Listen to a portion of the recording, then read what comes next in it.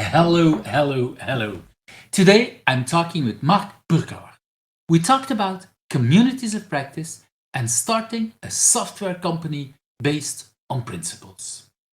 I'm Yves Hanul from Who's Agile. My pronouns are he and him. Welcome to my channel. You see a lot of agilists around me on this screen. If you want to hear me interviewing, please click that subscribe button because these are the people that I've invited so far. If you think I'm missing people, let me know in the comments. And that like button, well, if you liked today's interview, don't forget to click it. Hello, hello everyone. And with me I have Marc. Is that how I should pronounce your name? Yes. I think that's Hello.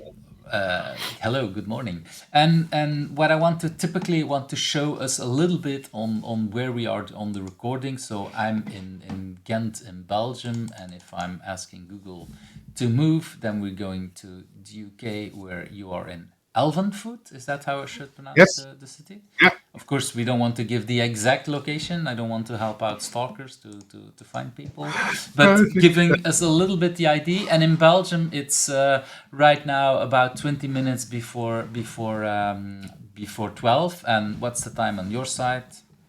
It's about 20 minutes before 11 in the morning. Because that's how time zones work, of Yeah. course.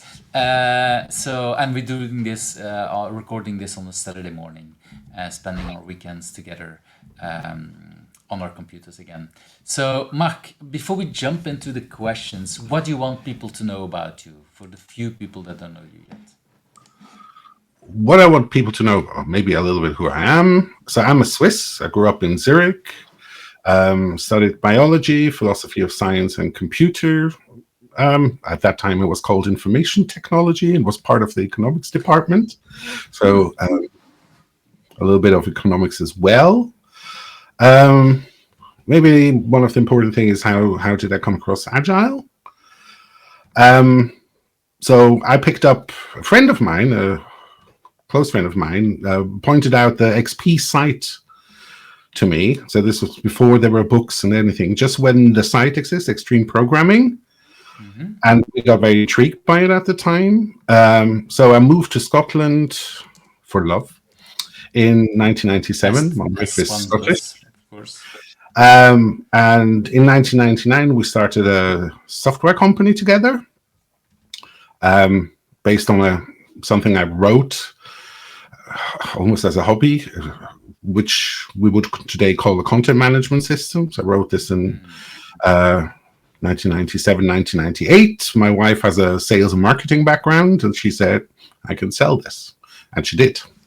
And so we started a software company based on that. And so we decided, we used two principles basically in how do we want to run a company. One was XP.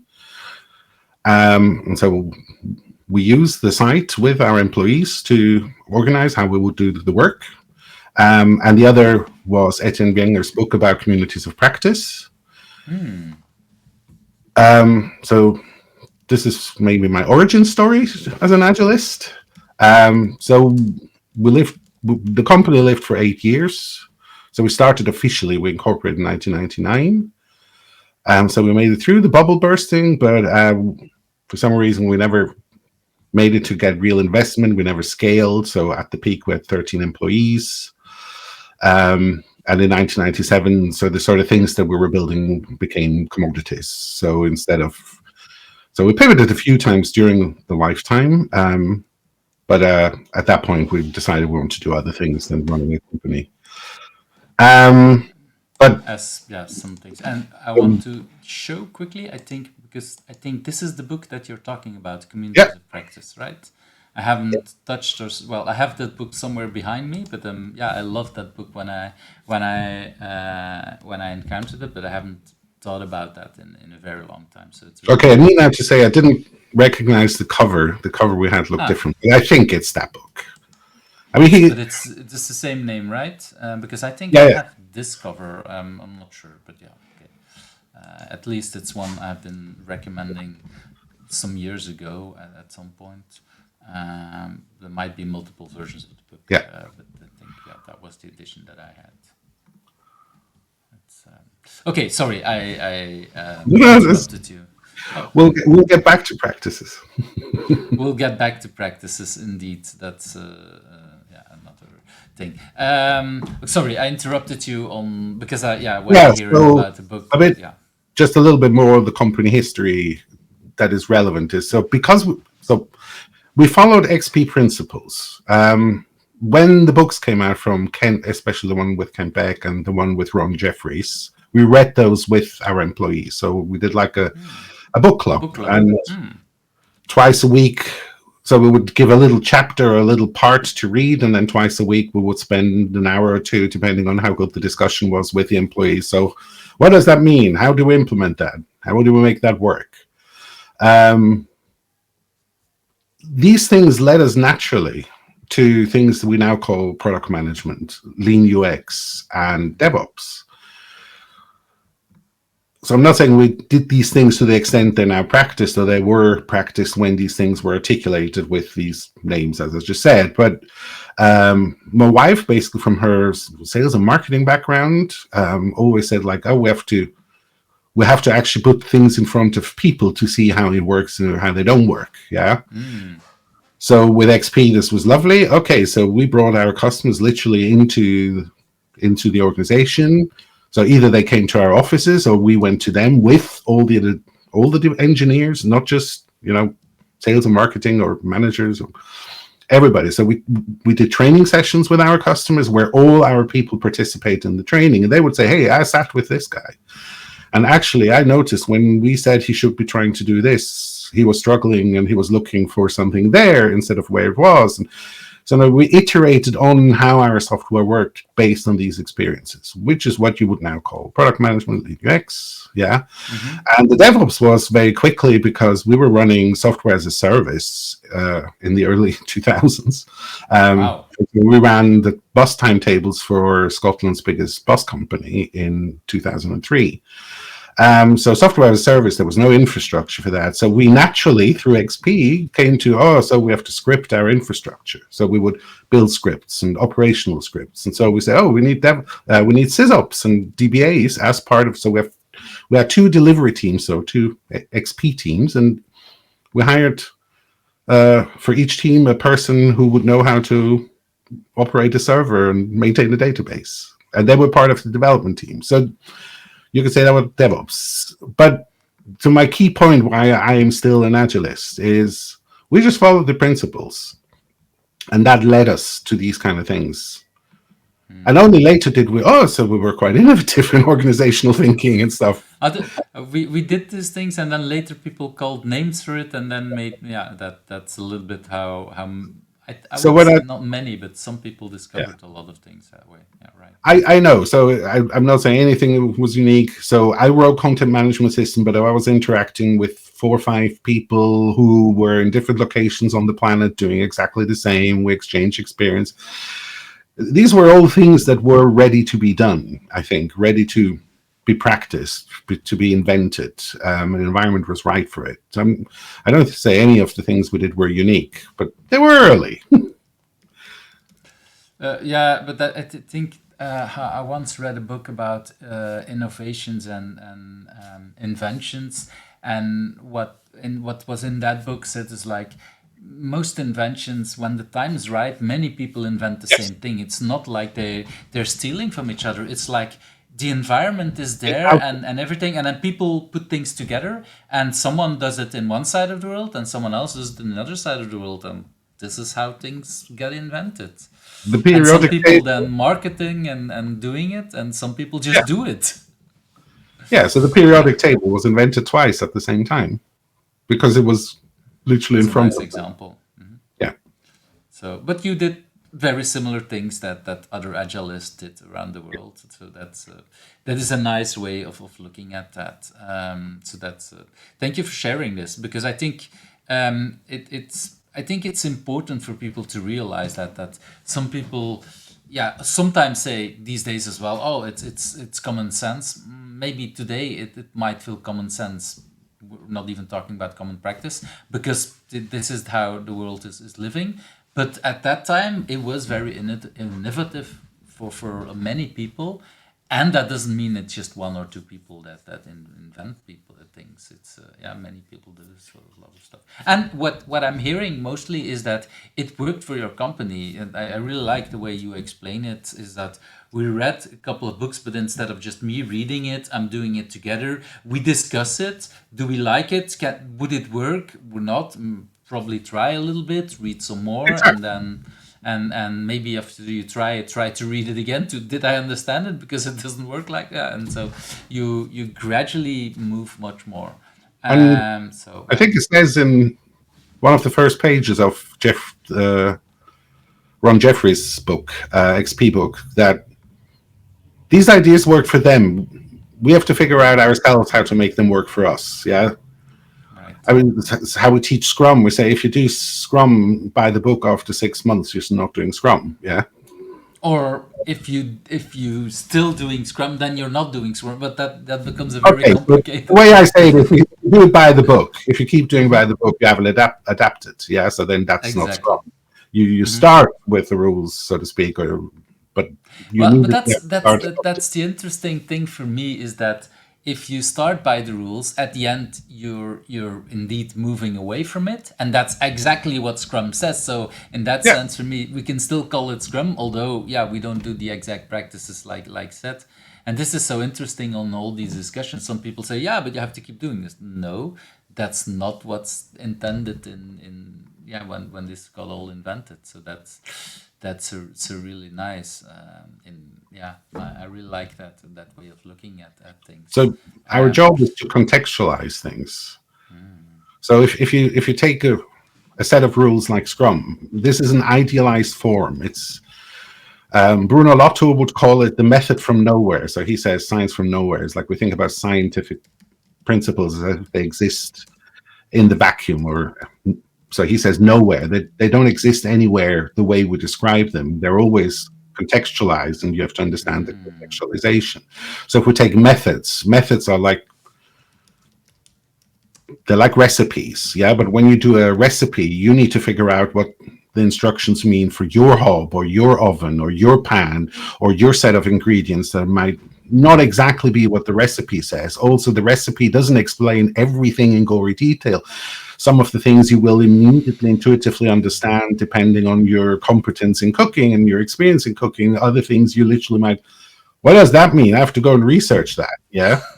And I like so much that I want to stress out a little bit, because you gradually mention it, or it's the oven, it's the kitchen. Like, okay, I might read a book that is talking about a certain cooking in a certain way, certain minutes, but that really depends on how on the certain equipment, and my equipment might be much more advanced or much more older, and then it's different. Or I might live in a different part of the world where, I don't know, the oxygen is different, so having a gas stove might give a different kind of reaction. So that context is so important. I would be very surprised. I don't think that exists, but if you would have a cooking book and it says, well, to make this really work, you have to have this oven, you have to have this and that's what nobody does, of course. That's I never thought about that. You see this sometimes in those chefy videos on YouTube where they actually show you, here's the equipment, here's the kind of cooker I'm using. See, this cooker has all these features that yours doesn't. And then they point you out that you need to contextualize.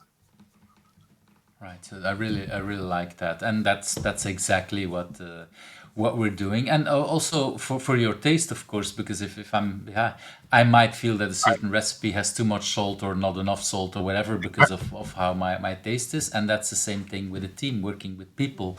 Well, they don't always work the way we think they work, or they might not like the way I really like that contextual. You have to design to taste. Yes. Right. So that's really important. I really like that kind of thing. So again, I interrupted you. So is there anything else you want to add there? No, I think we'll get to other things based on the questions. Yeah. Let's start indeed with that very first question. What is something that people usually don't know about you, but has influenced you in who you are? Okay, so what few people know is that 8 years of my life, I made my living as a performing artist with a group in Switzerland. Our maybe two biggest achievements was we won an annual Swiss performing arts prize. So for 1 year, we were seen as the performing arts group in Switzerland, and we played at the Willisau Jazz Festival. So the hardcore jazzers will know that's at the time, that was one of the leading jazz festivals. That was a big honor. So people don't know that I have a background as a performing artist. And could you say some more about what were you doing there in that group? So we were four people, so musical backgrounds or musicians, you could say, but we weren't satisfied just going playing songs. So we literally wanted to create an experience. There is still one of us still doing it to this day. If anybody wants to look her up, Erika Stucki, and she was maybe also the one that pulled the strongest onto the identity of the group. So give her credit for that.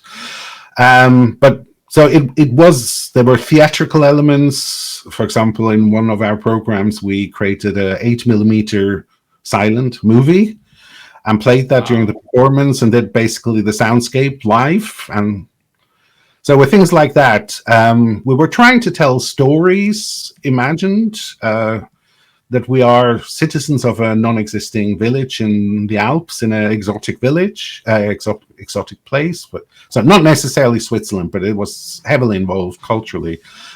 So we took elements of Swiss folklore, but having played at a jazz festival, you can imagine we were in a folk band.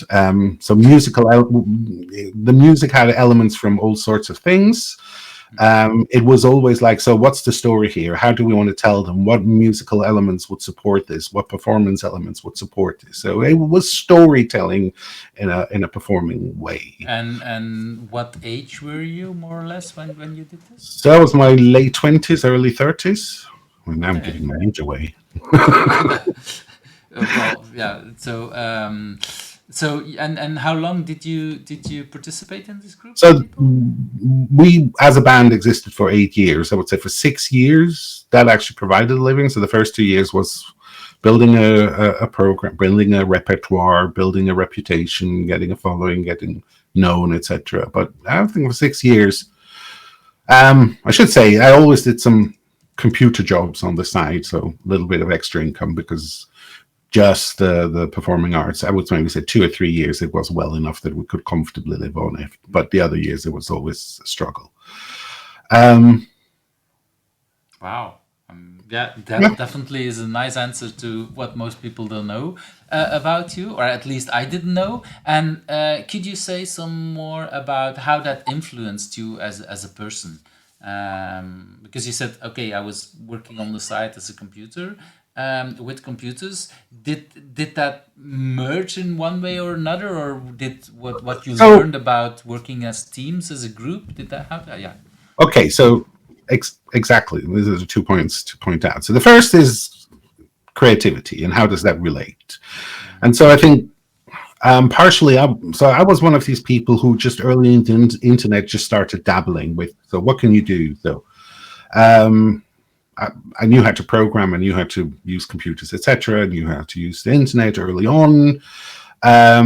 Friends would come to me and say, hey, can you do an internet page for me? Yeah, and so I think it's the creative element that at one point I said, okay, I've done this 20 times. Can I automate this somehow so I don't have to do this manually 20 times? And that's how I created the first version of a content management system. Yeah. Right.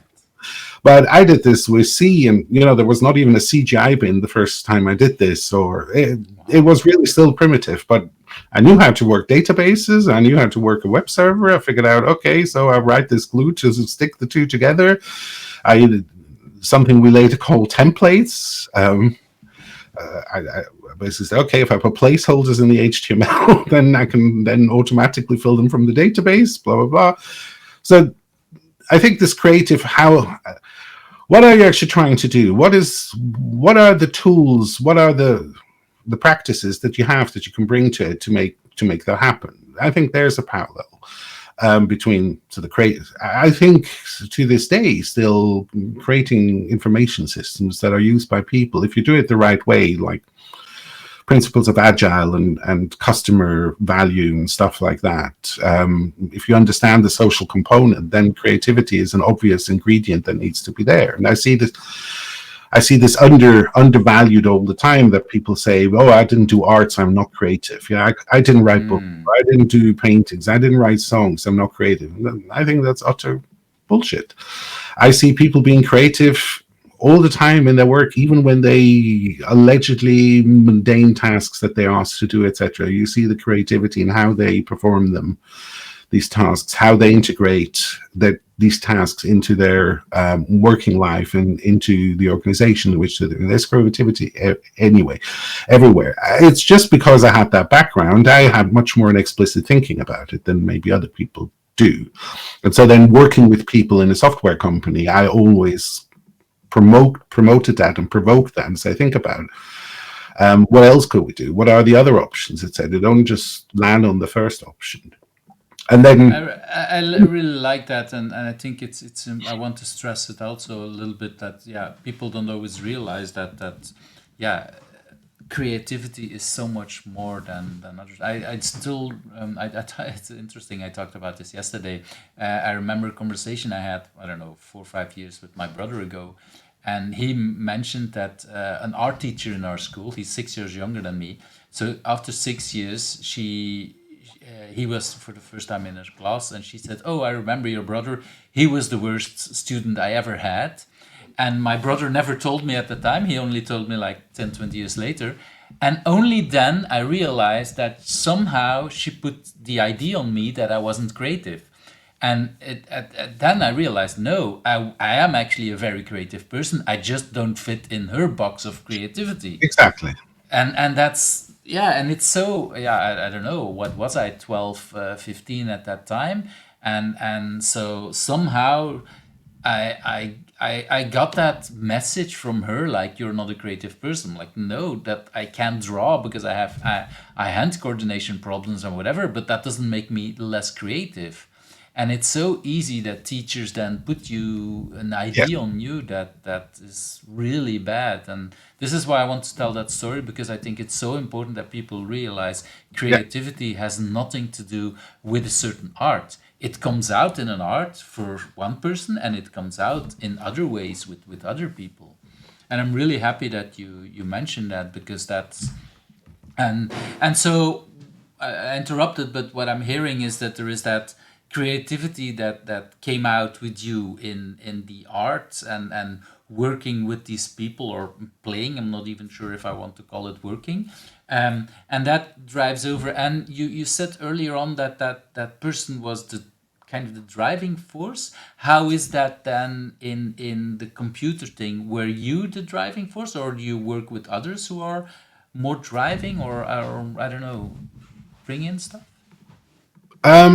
So even in that band, as I said, so I wanted to credit Erica with the origin and the initial identity, but we became a collective. Yeah. So as we continued working, it was literally 4 people contributing ideas equally, being seen equally. So it was this experience of how do you collaborate and how do you make collaboration work. So often. So let's say one of the concept that we had is, so initially we would go away between tours and intense times of performing. We would go away and individually to ourselves come up with new ideas for songs. Yeah, so we would nice. Then we bring them to the band, and more often than not, they were completely changed from what you brought initially. Initially it wasn't rehearsals, we were literally rehashing. How do we actually, okay, so here's an idea. What can we make with this? Yeah. And depending on the nature also of the people and the material, ideas would literally become almost no more recognizable to their original form. So there was wait, because I want to ask some question. So you rehash an idea. Imagine if it's one of your ideas. How does it feel? I can imagine after a while you become used to that, but I can also imagine that the first few times this happened, it might feel like, hey, this is what are you doing with my baby? Absolutely. So I can give one of my songs as an example of that. I wrote a song about viruses. So I'm a biologist by training. We might So no even talk. computer viruses. So really, I think, okay, so I okay. don't think the metaphor is completely artificial. I think there are similarities, but yes, so biological viruses, yes. And we'll maybe talk about the pandemic later in another context. But so I was aware that things like that would happen. Yeah. So Ebola was something I learned about at university, not just, what it is as a virus, but also what it means if it impacts a social environment, etc. And so I wanted to write. So one of the things I noticed was nobody talks about this. Yeah. So I learned already at university, basically something like COVID will happen. We just didn't know when and how impactful it would be exactly. But there are books from the 80s or so that already, there's Hot Zone, etc., and that already more oriented on Ebola, but already played with some of these ideas and imagined things that weren't that dissimilar to how it actually panned out when it happened. And so at the time, I just wanted to write a song about it because when I talk to friends or people in the band, I realized nobody has any clue. Yeah, this is literally nobody has any awareness. So I wrote a song, about viruses. And because in my head, and at that time, we thought the most likely place where such a virus would emerge following Ebola would be Africa. Yeah, so Ebola emerged in Africa. A few other viruses that were dangerous or threatening emerged in Africa. So I looked for African music elements, But in the end, it became when it was mangled through the band. So the whole rhythm was changed. It was more something bluegrassy, although more somber. So minor chords, not major chords. There was a little. So the main melody remained, but the whole arrangement, some of the lyrics, the rhythms of the lyrics, etc., changed in the band. And it so the way the song was called Happy Happy Virus, and my initial thing was like, if I was a virus, so human civilization is just made for me. It's just open for me to walk into, and this is like paradise, Right. Because but it's basically food in a way. Or it was quite genuine. There was no malice in my initial intention, where in the end actually was, I'm a mischievous little happy virus. I'm gonna get one over you humans, blah blah blah. It had which made it also much more humorous, So I didn't have the humorous bit actually, even though the lyrics had that opening. I didn't take it. The band said, "Hey, how about this? How about that?"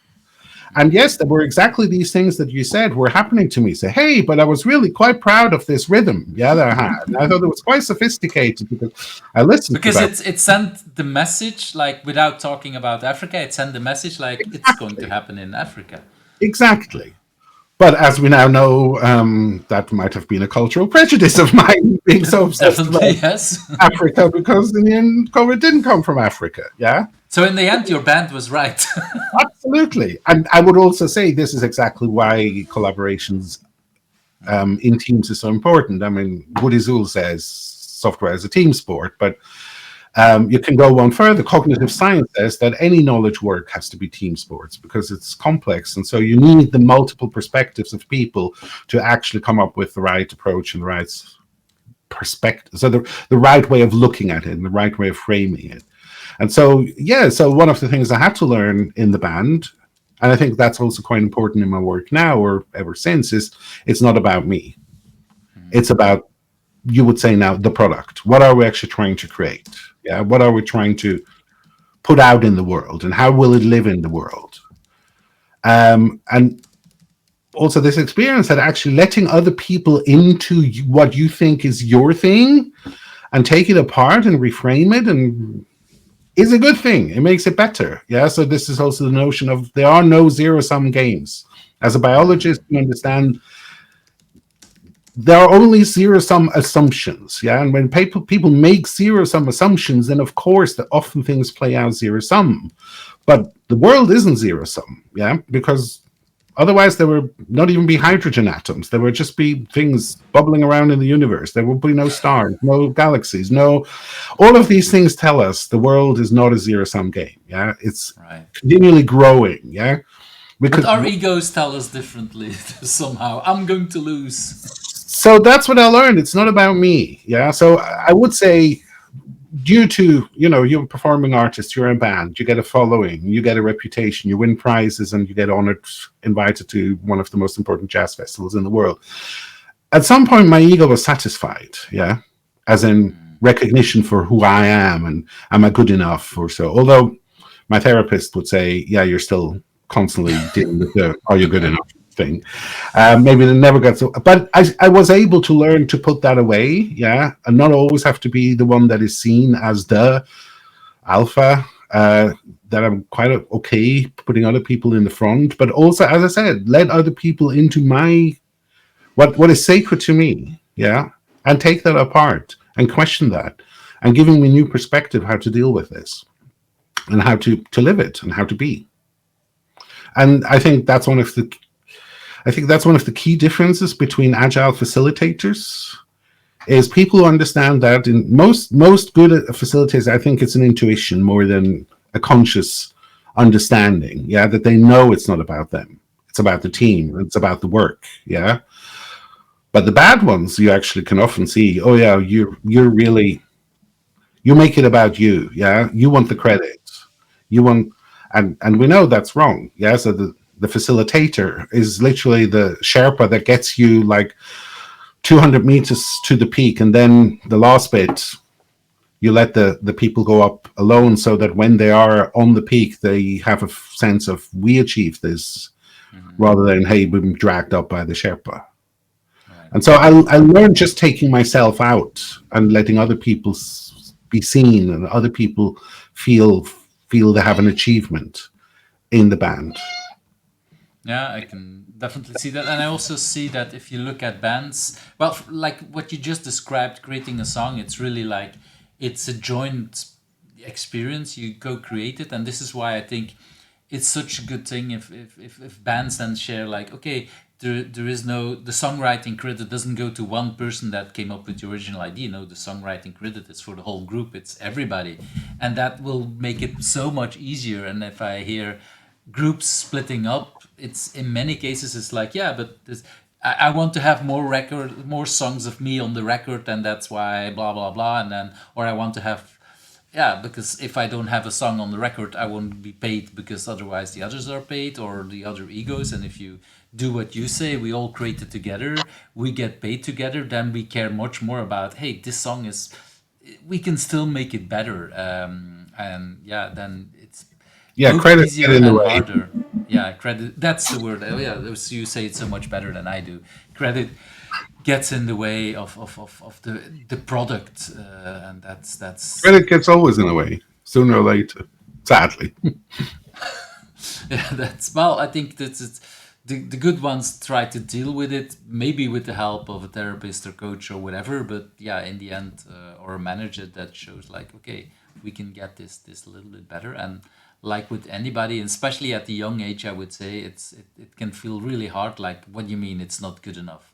Well, okay, we can still make it better, and yeah, and then the end result is better. But we need to go through, I would say, a couple of these experiences before we really feel like, hey, okay, I'm happy with this kind of thing. So really wonderful explanation on how this has an impact on you as a person and in your work. So let's move to that second question. And maybe you kind of answered it already a little bit, but if you would not be doing what you've been doing now, do you have any idea what could have become of you? Was there, next to that musician or that artist, was there something else even that you wanted to become? So also, I would say the reason I'm no longer a performing artist is that I made a conscious decision at one point that, no, I don't want that life. So at the height of that success, so to speak, I sort of saw what other people were doing in their older age that went a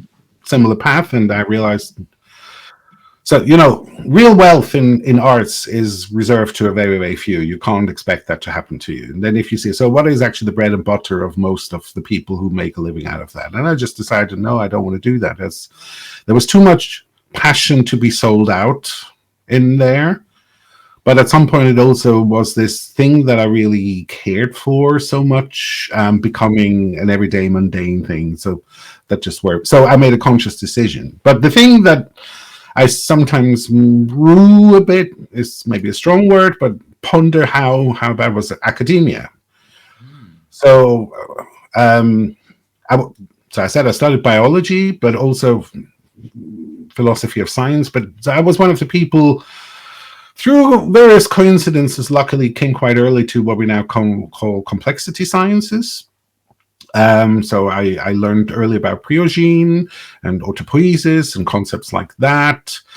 And I really, really got intellectually hooked on it. So I was really into it. But I studied at a university where I was more or less told, well, these are crazy ideas. And in a few years, so the dean of my faculty actually told me in a conversation in my second year of study, or at the end of the second year of my study, we will look at these things like astrology in a few years, was his words. Wow. How wrong he was. And so that turned me away. I mean, I also saw there's a conversation now going on in academia about around meta science and science of philosophy, and so how we need to actually start looking differently at science. But that conversation started with Feyerabend and Popper and Lakatos, and it's not a new conversation. And I read these things, and already at the time, so I was more interested to go down the route of these kind of thinkers, but I didn't see a path in academia to do this. And that make me fall out with the whole idea of academia, whereas I now actually have friends who are academics, maybe say, okay, wrong place, wrong time. If I would have been somewhere different, or I sort of knew this at the time, but I lacked the courage to really move away from my environment. Didn't feel, because in a way that dean pushed you out. Is that a way to put it? Maybe it didn't it's too push me strong, out. but No, basically, I mean, at the time, so University of Zurich, I would be surprised if it's entirely different now. Their goal was to create scientists that would go and work in Swiss pharmaceuticals. That's what they really tried to push you and say, hey, so that's a safe career path. Yeah, so it wasn't entirely malicious or so. I'm not going to say that. I think, yeah, they might have said, hey, most of these, that's probably the best bet for them. Yes, they finish the university, end up in a pharmaceutical. But there's the idea of being a laboratory into pharma, mostly with animal experimentation. So that was a no-go for me.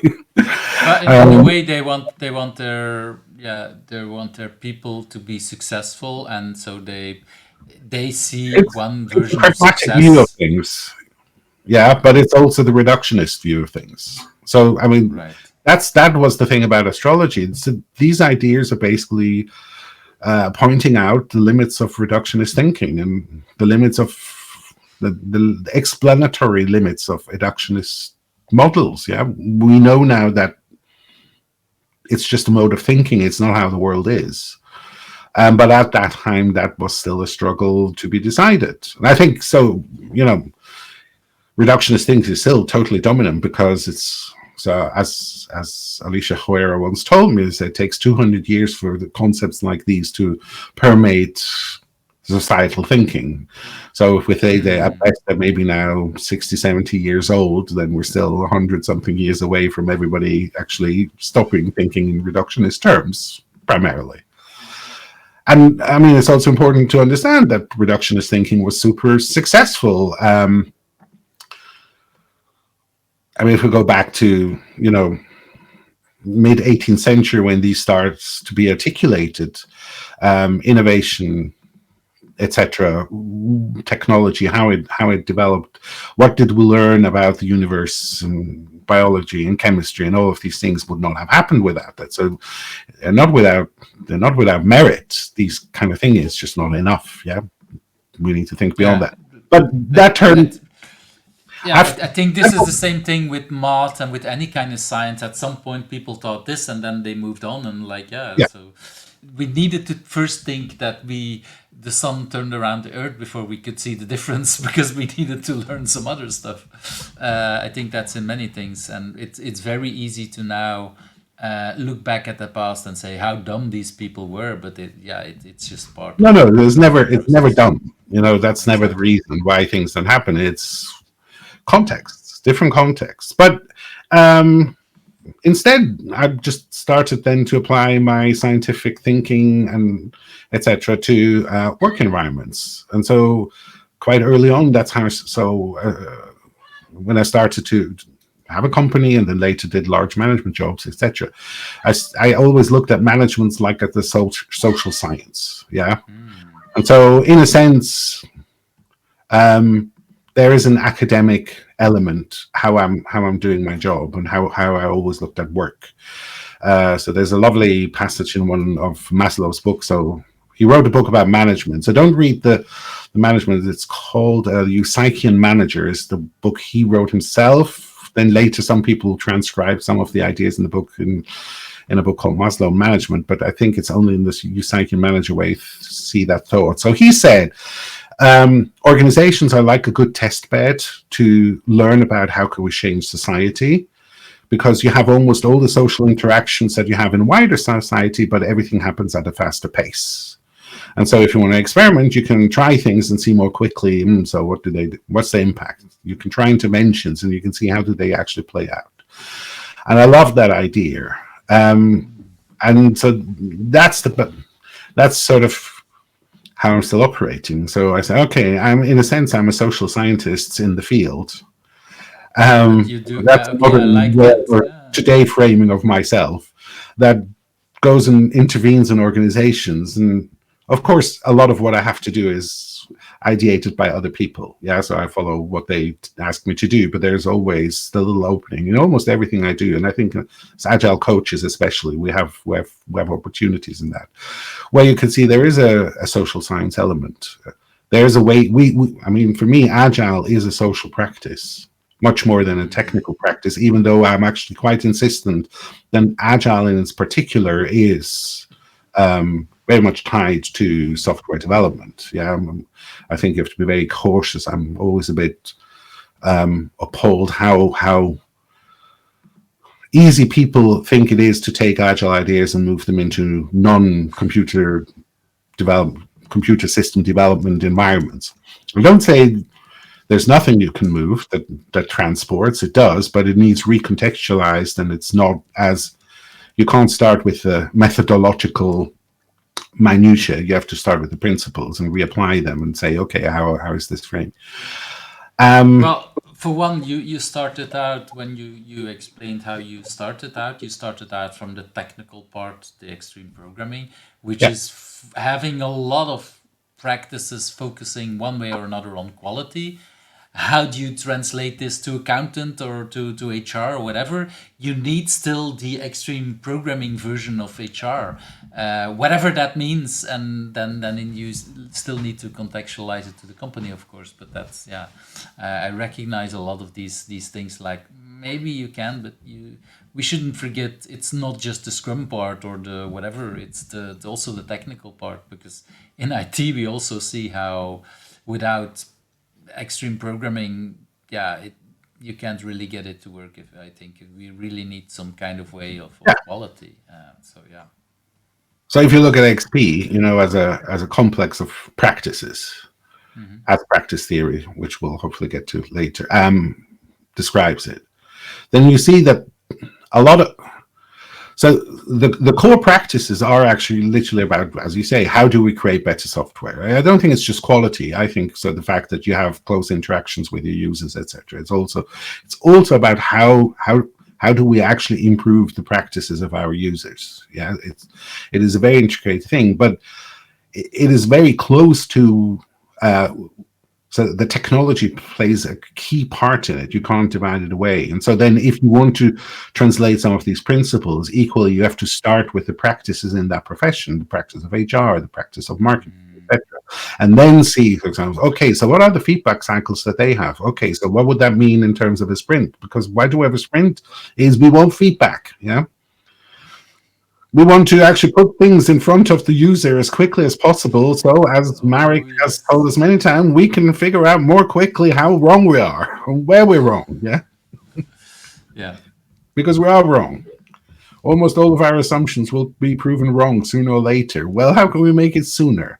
And you need to recontextualize for different environments, and they have different. 2 weeks might work, but it works for software people because of certain technical constraints. Yeah, the constraints in marketing and HR are entirely different. Before you understand them, you can't come up with what the length of the sprint should be. If you're a CEO, the length of your sprint might be, 2 years, because it takes Well, two yeah, years for you to actually get feedback on your grand vision. and yeah, having a new hiring policy, you won't be hiring anyone in 2 weeks, probably not. Exactly. So that you will get feedback. Exactly. Yes. Oh, I think thank you so much for bringing that up, because it's indeed it's all about that feedback part. And yeah, I talked about quality, but quality is in the end also a way of feedback. Like, okay, it's not what you want it to be, and it's at any kind of level you're looking really for feedback. That's the thing. On things. So really wonderful to do. So I loved how yeah, basically I see the three possible, well, your computer background and the art and also the academic, how it all moves together. So that is a very nice way. I also loved how you, when you talked about, okay, I didn't see myself growing older, or like looking at it. And you said not many people get rich, but I don't think it's even about getting rich. It feels also like, how could I support myself? Because what you actually said earlier on is That's like, the reality. That's what I meant. yeah, So if you get that's rich, the thing. then you have privilege and you don't need to worry about. You can Yeah, choose what. but it's but even there is a level before that. Not even many people can easily live of it. Have to do a Exactly. lot of other things, and it's And and think so it might be very easy to just focus on the rich part, because then of course you get all the privileges. But there is that part even before that. Okay, I can sustainably live of it. I don't need to have other side jobs. This is also not very easy yeah. for many people to do. So And the vast majority of performers, they live in this world where they have to do what they don't have the privilege to choose what they do. Yeah, they have to they do have what to other people accept, will yeah. willing to pay them to do. And I looked at these things and say, no, I don't want to do them. And I Yeah, I realized have a couple that of friends who are professional musicians, and they're like playing in like 5, 7 bands or anything. And some of that is I think they all love all the kind of bands, but it might not be the all times the music that they would love to play, because some of them are more cover bands, and because that's what brings in money these days. And that, yeah, yeah, it brings a nice time, and it's not like they don't like it, but they probably would prefer more to create their own music and do other kind of things. But yeah, you have to find ways to live of it, or live off a partner who brings in money, or have, yeah, wealthy parents or whatever. But that's reality for not okay, so just musical.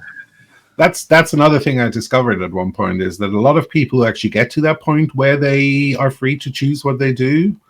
It is actually not due to how much money they made from what they do. They had already some means that made them more privileged. And it could be what you said, they have a partner, or they come from a family, or at least they got a starting ramp, some mentor, some promoter that helped them to get to that stage without them having to do, two side jobs and blah blah blah, and to sustain themselves, etc. Yeah, and I think So there was not many also people the know that. demystifying of the whole, artist world, which in Switzerland is also much poorer than elsewhere. There's much less in terms of promotion and sponsorship and public money, etc. Switzerland has generally the attitude, well, you want to do art, you better figure out yourself how to make that work. Which is both good and bad. But yeah, this is why I think we sometimes see musicians and others on television in really ridiculous shows, because they're getting paid, and people might say, but yeah, we go into a whole different kind of thing. But I think it's again important to show to people like, okay, I've been in that part, and I took a conscious decision, like, oh, that I might like the life, but actually it will make my life at other levels so much more complicated, and I decide to step out and go for something else, and that's it. And that's very logical for many things, I would say. Let's move to that third question. What is your biggest challenge, at least the biggest one you want to share openly on the internet, and why is that a good thing for you? So the biggest influence on my thinking in the, what is it, maybe now last 10 years or 15 years was Alicia Porero. She's a philosopher. She wrote just recently a book called Context Changes Everything. So she has, as a philosopher, she attempts to help us understand the world better. So she has this idea of understanding how things work from a perspective of constraints. Yes, she has in that book, she has a whole topology of constraints, that so how we can also classify some of them and how their interaction works. And for me, this has been so far in my life the most compelling way of understanding the world. And so my biggest challenge is I want to apply this to work. How do we make work better if we have this kind of understanding? And just make sure, I think I found the book. Is this the book? Yeah, that's the book. That's really wonderful, because that's just the title alone is very compelling, especially related to our conversation. So say some more. How is it relevant? So if you look at methods like Agile, Scrum, and so they actually sort of suggest there's a universalism, and that book basically tells you forget it. There's no, or even if there are universalisms, they're very vague and messy and fuzzy. Yeah, they're not concrete. They're not easy to apply. You always have to contextualize. So you can maybe take some universal ideas, but you can only make them work if you contextualize. And so one of my insights is, for example, it doesn't, any kind of framework, any kind of, expertise, book of knowledge, whatever, your ability to contextualize these things is far more important than how deep your expertise in these goes. Yeah. So you can know, I don't know, safe inside out, all the theory, blah, blah, blah. But if you don't know how to contextualize, it's useless. Yeah. Where most of us actually started with something much lighter, XP, or basic Scrum, the 2-pager, etc., which are very simple, but they're very fuzzy, they're very messy. They don't tell you exactly what to do. Yeah. And those of us who were successful, why were we successful is because we contextualized it. We immediately know, okay, so that doesn't quite fit the way. Yeah, we need to say it differently. We're not going to look at it differently. We mangle it this way. Oh, look, now we're getting somewhere. Yeah. And if you understand her theory, then all these things become crystal clear. Why that is. Yeah.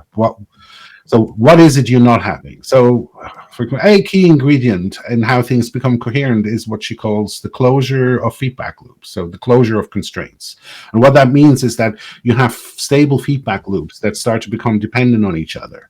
If you want to think about it biologically, you can look at something like the eigen cycle. Yeah, there's a whole chemistry process, which is a loop. Yeah, so things go in a loop. It's closure of these constraints. So XP says you have this little diagram in XP with the ever-growing bubbles of feedback loops. Well, if you look at XP as a whole coherent set of practices, the reason that it becomes coherent is because the feedback loops are closed. Yeah, we're actually not just creating the feedback; it actually changes how we're doing work. It might even change how we're doing XP. Yeah, etc. So the biggest challenge is, of course, how to get people to think like that, because the first thing people think about when we talk about teams and organizations are they think about machines. It's something that recently occurred to me, and why we're surprised that especially computer programmers, who at the core of their thinking have to think in machines, suddenly start to think about the social environment in the same or similar way, or find it extremely hard not to think about the social environment as a machine. I mean, we see this now with the whole AI discussion, yeah, where these people think brains are computers, and we know they're not. Yeah, they're things that brains do that we can simulate with neural networks. But thinking, being, etc., is not just happening in the brain. Cognitive science talks about embedded, enacted cognition. Yeah, so we're in an environment, how we're thinking, whether you're standing, thinking with post-its in front of a whiteboard, or you're typing on a computer, is completely different. If you look what happens in the brain, you can already see it. But also, if you the thoughts, etc., the moving around, how your body gets oxygenated, you're remembering things that you handwrite with a pen today on a tablet, but a piece of paper much better than what you type, because you're making more movement. How this affects. So this is all embodied, yeah. But are we surprised that computer people are really having a hard time getting away from thinking about machines, etc.? So that's the challenge, yeah. How do we get away? If we're going back a few hundred years, or there's a book by David Wengrow and David Graeber, what is it? Something with everything, but now I forgot the title. The Dawn of Everything, where they're showing how different kinds of social arrangements, etc., humans actually have created over time. Yeah, how what we're experiencing today is far from typical. It's actually quite extraordinary in the wider way of things. And yet, when most people think about organizational change and organizational improvement, what they're thinking is, oh, okay, so how can we change the gearbox and make the gearbox a bit more effective? Or they think in mechanical ways about it, yeah? And so the biggest challenge for me is how do I get people out of that? And one of the things I learned is it doesn't work by lecturing. Yeah, you can't explain these things to them. You have to wait for experiences that happen in the work. And if you're sensitive to this, then you will spot the experience, and then you can say, okay, so here's a problem. And you don't tell them, oh, and how is your mechanical thinking not working here? You're literally just taking the problem and say, okay, what other approaches are there? Just open doors, yeah? Try to open doors for other ways of thinking. A key ingredient is that we understand work is a social endeavor. Why do people actually go to work? Okay, we're in a living. But very few people would be satisfied if work was literally like, come and do 20 things every day and take the paycheck. And it's the same 20 things every day. We want belonging, yeah? We want purpose. We want to be part of something. So work is clearly a social endeavor. And so the challenge is, how do we get away from these models? How do we use... I'm not saying everybody has to go and read Alicia's book. By the way, it's probably a hard read for people who have no background in philosophy of science and that kind of thing. Although I have given it to some people who don't, and while they said it is a hard read, they did take a lot of it out of it and with it. So if you want to challenge yourself, have a go. These are very useful models for me, who understands most of them. I'm not claiming I'm understanding them all to the level that she does. That takes maybe a little bit more practicing and experience. But I understand a lot of them, and I can immediately apply them in my everyday work. So I will see the opening. Oh, here is some feedback that doesn't get fed back into something. So the response is there. They're coming, and they're just ebbing away currently. Yeah, nobody is actually... Somebody might bat it away. So I always say, like, people actually just want the good feedback, and when bad feedback comes, they're reactive. But I actually say, hey, if you only get good feedback, you're asking the wrong questions. You should ask for a question. So philosophy of science, Popper said, you can never validate a scientific theory. You can only invalidate it. Yeah. And so what you should actually do as somebody working on a scientific theory is coming up with ideas of invalidating them. And if you really, really tried hard to invalidating for a long time, you didn't manage, okay, then you can maybe take it as an assumption to work with for a while. So in our work, this is like, oh, we're constantly trying to design management processes, etc., to how do we get validation? Yeah. And that is, Popper will tell you, this is futile. Yeah. You're just kidding yourself. So what you should do is actually, how can we go and fish? What Marek said, if I can use the curse word, how are we less shit tomorrow than we're today? That's a key principle of Agile. And what that means is go fish for invalidation.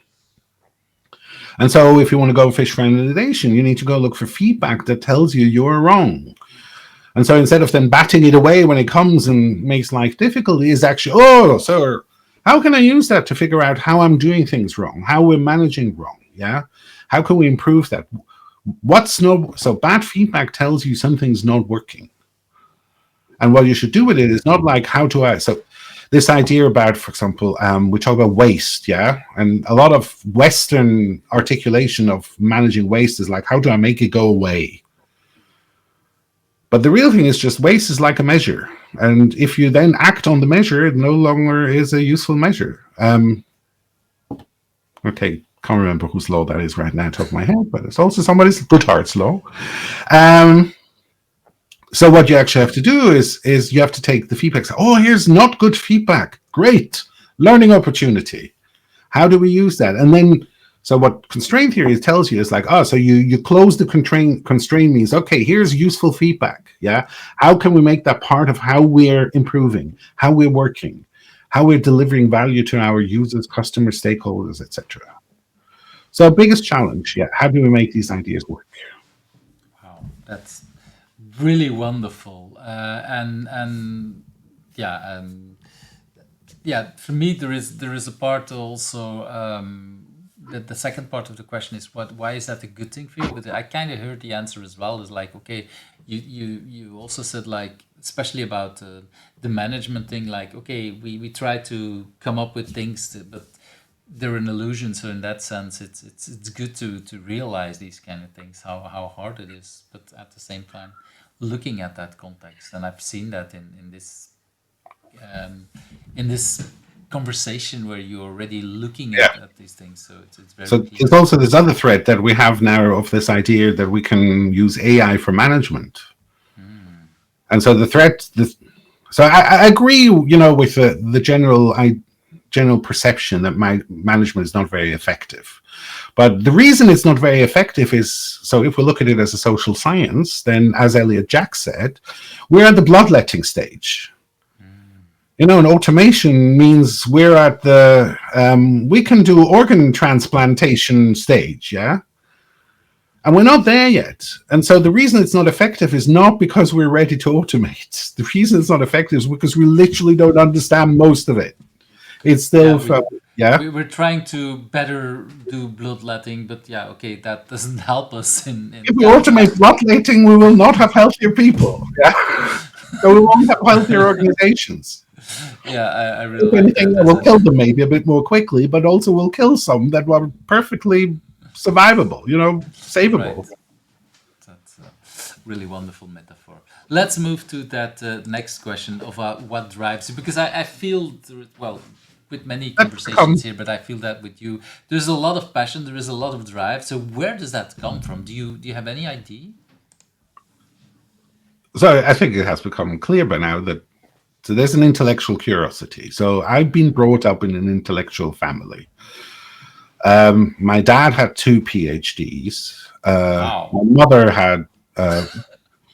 Put that as a bar, like you. Yeah. I have a sister with a PhD. So everybody went to. So I had 2 older sisters. They went to university. The other sister is a psychotherapist, very successful one, etc. That's not what did I aspire to. It's just how I grew up. I grew up in a very intellectual environment. Yeah. And so I think what drives me is an intellectual curiosity. I want to know how things work. Yeah. How does the world work? Yeah. And in my early childhood, that was a religious interest. So my dad was religious. So initially I went down the religious route, but I don't know, 7, 8 years old, I got into astronomy. I just like watching stars, and then read books, and it's not just a white dot. Oh, look at this, and there's an intellectual curiosity, yeah. And then there is also, to some level, how do I make things happen? So there is a need for recognition, but I think I got the ego mostly satisfied in my performing years, yeah. So now it's about, can I actually get recognition for ideas? Yeah, so I have specific ideas about how to apply, for example, practice theory, which we'll come to when we talk about the book. And Alicia's idea, how can I make them validated, get recognition that in the world that they are valid, that I'm correct about my assumptions, how the world works, about my view. So intellectual curiosity, and then so Alicia's idea and practice theory and management maybe as the where I'm applying this intellectual curiosity. I want to apply it. But there is also a very strong part of me that's just about enjoying life. I call myself a foodie. So cooking and eating is a very important part of the life I have with my wife. So we spend a lot of time thinking and doing things in terms of having fun. Yeah, just being in the moment, being present, engaging with the world as it is in front of us, around us right now. And I think I don't know. It's difficult for me to point how I learned this, because I think I had this drive already as a relatively young person, so 7, 8, 9 years old, and mostly the world was kind to me in that sense that, so I put myself out there in this way, and the world rewarded it. Yeah, good friends. I never got rich. Still have economical worries as almost everybody. But if I look back at my experiences, etc., I was extremely lucky. Yeah. So I even at hard times, I didn't feel I really suffered. Compromises, and you can't afford certain things at certain times, blah, blah, blah. But there was always enough good things happening that made life fun and rewarding, and which is in a way what we want, wish for. Yeah, having a life that feels rewarding. So that's yes. Yeah, it's even, well, it's interesting. You started your answer with saying, well, it must be clear, and then you give a very even explanation going in much more different directions. I really like that. It's really interesting to have this conversation. Let's move on to that next question about a biggest achievement, and is this what do you feel for yourself is your biggest achievement? Okay, so after the company, so once we decided to put our software company to bed, what I really wanted to do was understand management. And so I applied for a job, partially because I knew it would pay the bills, but it was basically which is also important. Yeah. The Scottish NHS was looking for a technical project manager to lead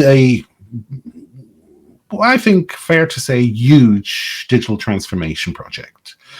So in the UK, we have the NHS, so health service is free, but one of the practical ways in which this manifests is you can go to the GP and they give you a prescription, which you take to a pharmacist, and the pharmacist gives you the drugs, and then the pharmacist goes to the NHS and gets paid for the drugs and the dispensing.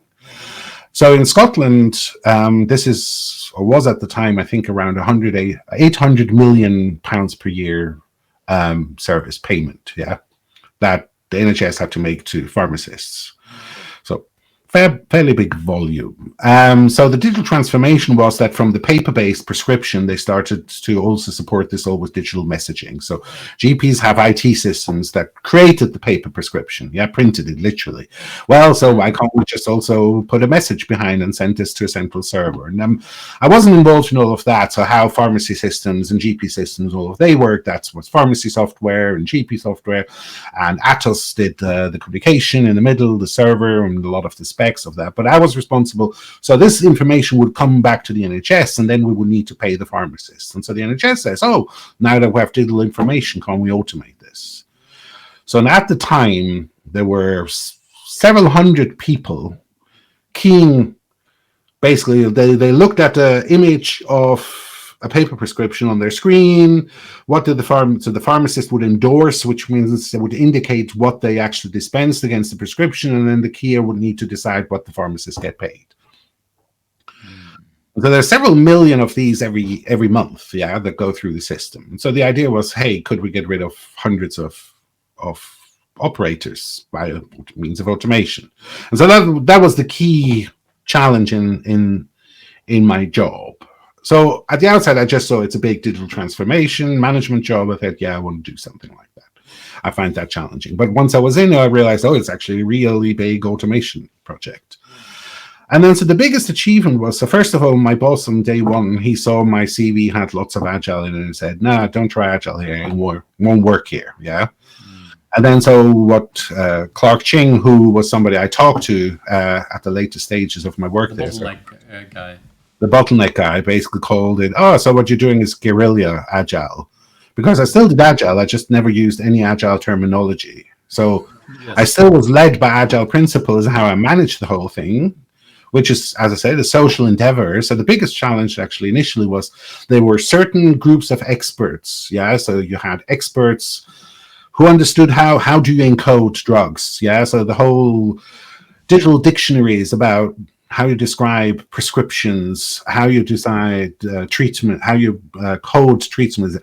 There were other people who understand quality issues. So how do you actually know that these systems deliver the outcomes that they need to do, etc.? So these were expert keyers. These were people who initially started keying these things and just became so good at it that at one point they started to train keyers, etc. And then they also would be used when the IT systems that were used when they were quality tested. So they became testers, and they started to learn things about testing. Then there was a software supplier which was outside of the NHS, which was a private organization that was contracted to. When I came, they were all sort of at war with one another because it was all about power struggles. And agile principles, without ever using these things, helped me actually figure out how do I get them to collaborate. And literally, there were things that we did that later you will call them ensemble programming, because I got all these experts sitting in a room with the software guys, literally. So what's wrong with this screen? What's wrong with this workflow? How do we fix that? Blah, blah, blah, And we're literally sitting there, 8-10 people, 2-3 days of the week in the room doing these things. So why do I think it's my biggest achievement? So first of all, when I look at the scale, so annually, I think I looked up the figure. It's now over $1 billion. I did this nearly 10 years ago. It's still going. One of the reasons why I think it's still going is because I didn't just create a piece of software. I changed how they work organizationally. I literally said these disparate groups who were at war with one another, I integrated them. I showed them ways of working together, how to improve things going forward. We also didn't just remove the keyers. We understood quite soon into the thing, if we achieve the automation goals, we will eliminate actually the know-how that we needed to build the automation. So if you look at what I came to was there was a field of practice in which you had several hundred people, different levels of expertise, but that also was level depending on how long were they doing the job in applying practices of how we pay pharmacists, and we could build on all of that knowledge to figure out how to automate. But drugs change all the time. Dispensing practices change. We learn maybe in this scenario, you shouldn't do this anymore because of that, then these side effects or these negative outcomes. We have to change policy. We have to change instructions, literally sometimes change how you treat something, etc. So this is a constantly evolving field of practice. The knowledge behind it. So automating that would be very risky. So your automation has to constantly evolve and adapt. And in order to do that, you need experts. And so then we started to think about how do we use the whole socio-technical system that we were creating, that it also starts nurturing the next generation of experts. How do we use that? We have all these technologies and this information and this know-how in a living socio-technical system in a way that we breed literally the next generation of experts. So literally, initially you don't automate everything, You give them some of these things and you see, okay, we can then check whether they did it right or wrong with the automation. But if they didn't do it right, was it wrong? Or if the automation would say this isn't right, was it wrong? Or is this actually maybe a new scenario that we haven't learned yet? And then also, then how would you adapt your automation from learnings from the interaction with the keyers?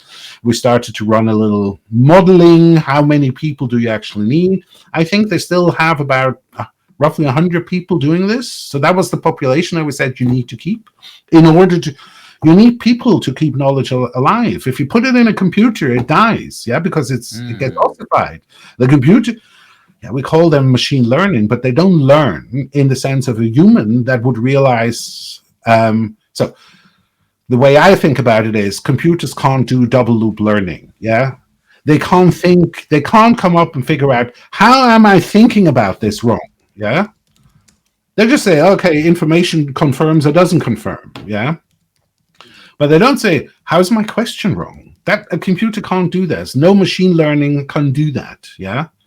Humans can do that. Humans on their own are very bad at doing that, but humans in teams are very good at that. That's, one of the things where teams are good is because we're very good at figuring out. So I'm very good at figuring out how your thinking is wrong. I can see the splinter in your eye very well. But it needs a team. A power of a team to see, oh, you have splinters, how together we can remove our splinters.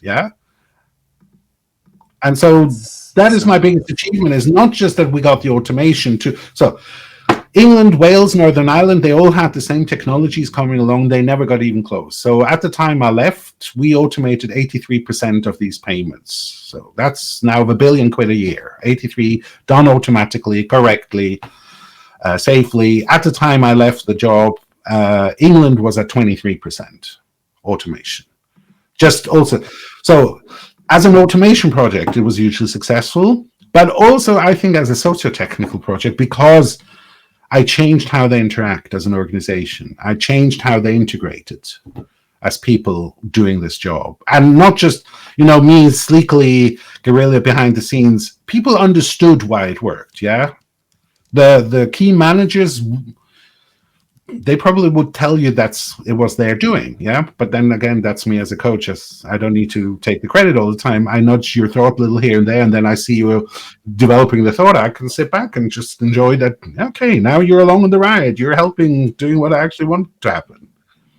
So and it's good for us that we see the results, and we don't always care for the credit. We just know it ourselves. But that said, yesterday somebody told me about the impact he had 20 years ago from following a workshop with me. It's like, wow, I've known you for like 10, 15 years. I had no idea that 20 years I had already an impact on you because you joined in whatever conference. And it's like, so it was still nice to hear it from time to time for me. Isn't that for you the same thing?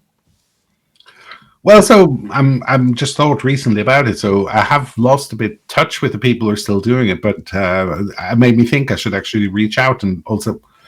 So I can still read, they still publish their data and their figures, so I can see it's still there, it's still going, it's still working. But it's been a long time. These are people that I worked with that I didn't have that much else in common with. So you lose touch. Yeah, but at the same time, for you, there's more. This is not just the impact you had on people, but it's the impact on society. Just seeing that it's still used after so much time. That's why I think. So when you asked that, so when I thought about that question, what's my biggest achievement? I could also say, at some point, I was the co-organizer of Lean Agile Scotland, which was then mentioned in several Agile publications as one of the leading Agile conferences in the world. Now I'm trying to create a new thing. A new way of how we improve the work based around ideas from complexity and practice theory, etc. Maybe in a few years I say that's my biggest achievement. But right now I'm looking at where did I make a dent in the world, and I can still look at it and see the dent. Then that's it. This is why the last part in the sentence is so far, because I know if I will talk to you again in 5 years or 10 years, though, there might be a different answer or not. That's or not to be seen.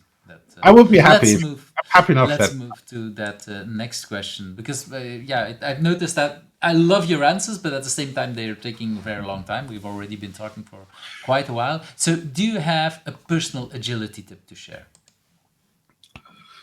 So that's what the next two questions, this and the next one, actually the one I think, I might actually not have that much to say about it. So, have I added anything to Agile itself?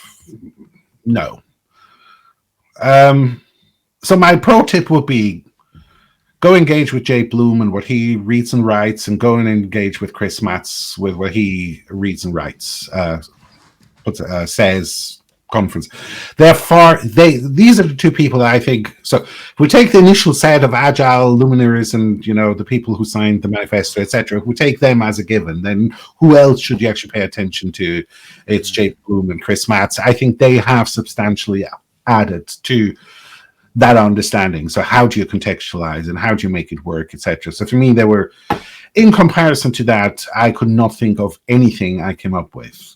But so Well, if I think you mentioned, if I dare to then guide your answer a little bit, I think you already gave an answer to this question earlier on when or maybe Clark told it to you. Basically, you applied agile without calling it agile, and I think that is part of your success at some point. Wouldn't you agree with that? When that manager told you let's not do agile, was there? Yeah, I don't know. Maybe I'm seeing things that weren't there. Okay, so you could take this as a pro tip. Yeah, if you work in an environment and people say agile ain't working here, try do the things and just call them something different and see what happens. Yeah, agile didn't come out of nowhere either. Yeah, so the way it articulated initially was, we had rapid application development before. It said there were lots of principles that came before. So if you actually research a little bit where the ideas come, it's very easy to figure out ways how you can apply them without calling that, because they were called something else before they were called agile. So you can use that. But the other thing maybe is, yes, start treating it as a social endeavor. Yeah, not a technical. Yeah. Of course, we are technical people. We work with technical. But other than actually this building the software itself, even the process of figuring out what's the software we're supposed to build is not technical, it's social. So treat it as a social endeavor and start maybe applying some ideas from, okay, I have to be careful about social science because half of social science is like psychology. And that's the other maybe agile pro tip for me is like, if you try to understand things at the social level, use social things to understand and not psychology. Psychology is like the micromanagement of social scientists. You fall down to the level where we have lots of ways of explaining things from an individual, so what I call inside-out perspective. Oh, we want to understand social outcomes. Oh, let's figure out what are the psychological predispositions of the people that participated in this outcome to understand the outcome. Then you don't understand the social outcome. Yeah, you just understand that particular configuration of people, and maybe you think that explains the social outcome. But XP is a lovely, XP never talks once about the psychology of the people that you need. It never says you need an introvert for this, an extrovert. And if you have seen XP being successful in many teams, as I have, you will have noticed that the psychological makeup of people is completely different and irrelevant to the success of XP. XP is a wonderful example for explaining a social phenomenon with social means. I love it so much because I've had... This brings memories to some of the teams I've worked with. That some people said, like, I'm an introvert, I can never work in agile, and then I have the next week or the next project someone else saying, I'm an extrovert, I cannot work. And it's like, it's irrelevant. It doesn't matter. No, it doesn't. It's one of the beauties about XP. You can go to the diagram, yeah, or in terms of practice theory, it's also nice how, which we'll come to in a second. It's also nice, how the multi-level way you can zoom into things on the original diagram, zoom out. And it's all about how do we work together? How do you link this practice to this other practice? Yeah, it's an integration of practice, and it talks not once about what motivation you need to have and what psychological predisposition. And so, by the way, this is also my experience with psychological safety. If you make psychological safety your thing you're acting on, it's almost a sure way of not getting to psychological safety. The way you make it safe for people is that they start to see, oh, when you're critical about the work, you're not critical about me, how I am, what my attitude is, how I'm bringing myself to work or not, We're talking about how this part of what I'm doing interacts with this part what somebody else is doing. It's a activity of mine, yeah? And it's not even how I perform the activity on my own, it's how the way I perform the activity integrates with how somebody else performs an adjacent activity. And if you look at XP, that's all it does. It mediates how we're integrating practices. And so this is my psychological safety. Focus on these things, yeah. And suddenly people say, "Okay, I am okay with being critical how I perform a particular activity, because you're not criticizing me as a person. You're not questioning my competence. You're not questioning my attitude or my motivation." Then people are very comfortable talking about these things, and that's how you make it safe. And I would argue, so ideas from community of practice, and I would say go read Wenger, not any of the modern adapted agile stuff, a lot of which misses the crucial part of, like, you can't institute a community of practice. Like going and creating a managerial top-down, you'll never get community, yeah? You get just a new religious vertical in which you have high priests, the organizers, blah, blah, blah. But community of practice means what Chris Matz calls a community of needs. We have shared problems.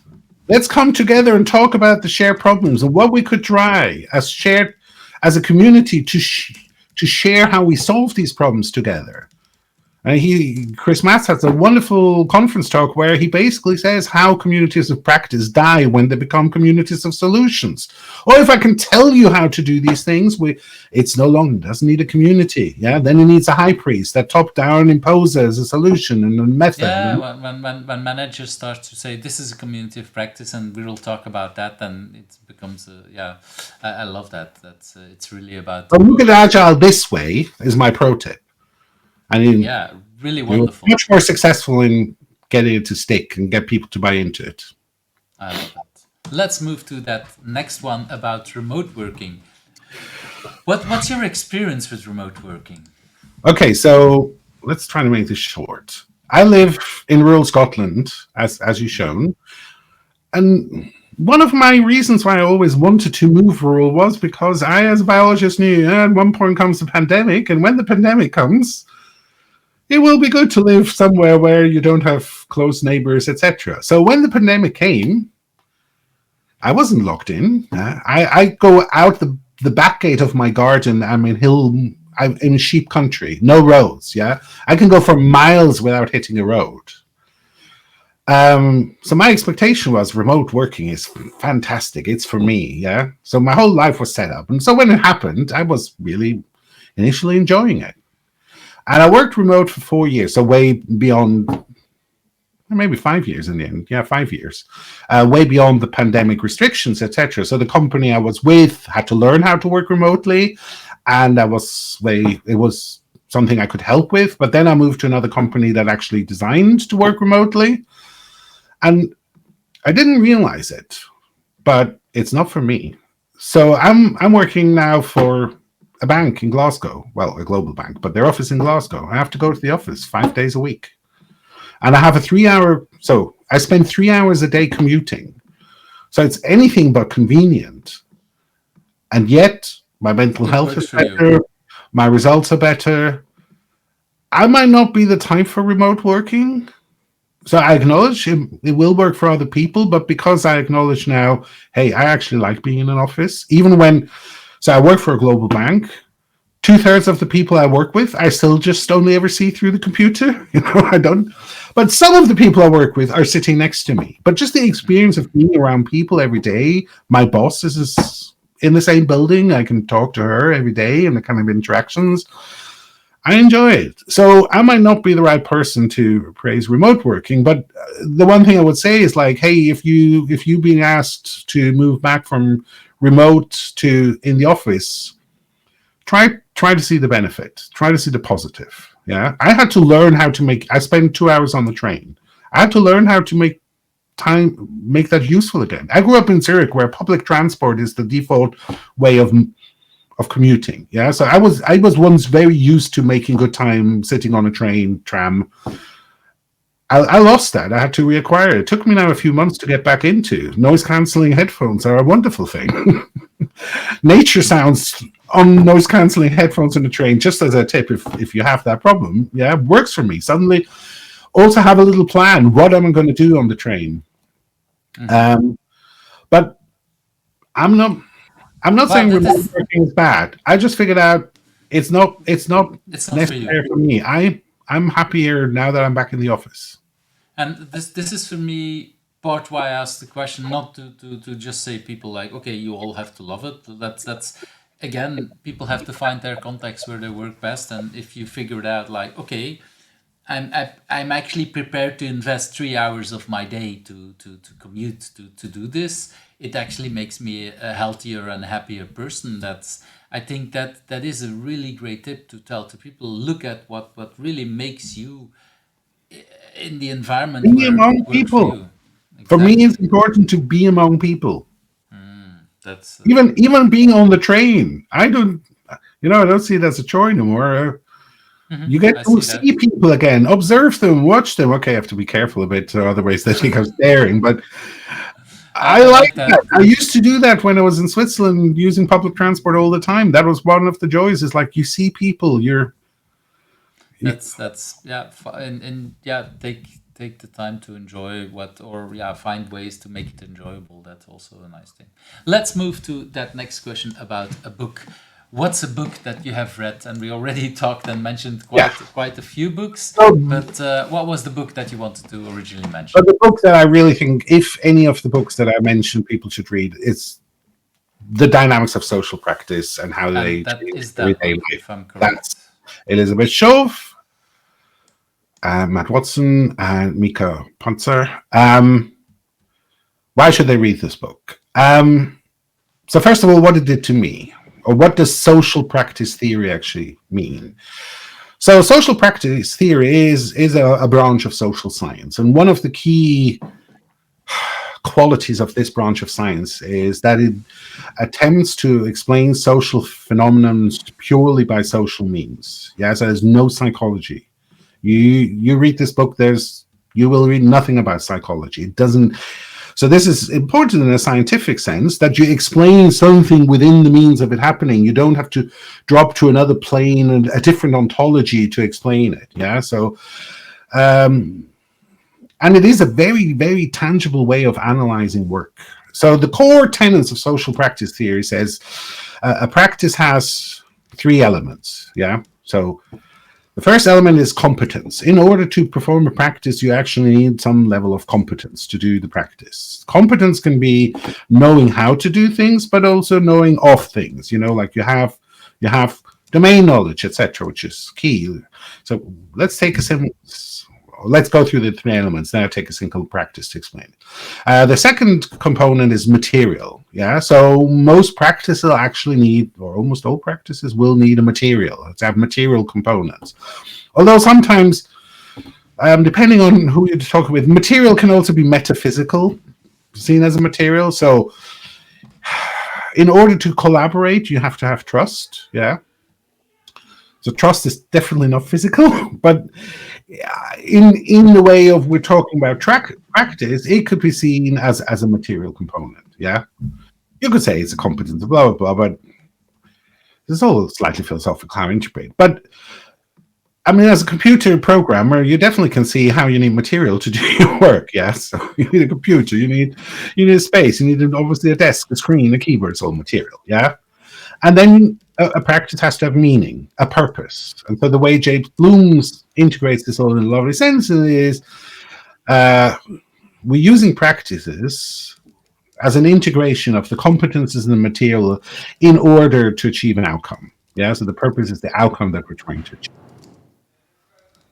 So it's a social science. And then it says let's use this lens as a means to understanding social phenomenon. So let's talk about work. Yeah, we use this as a lens.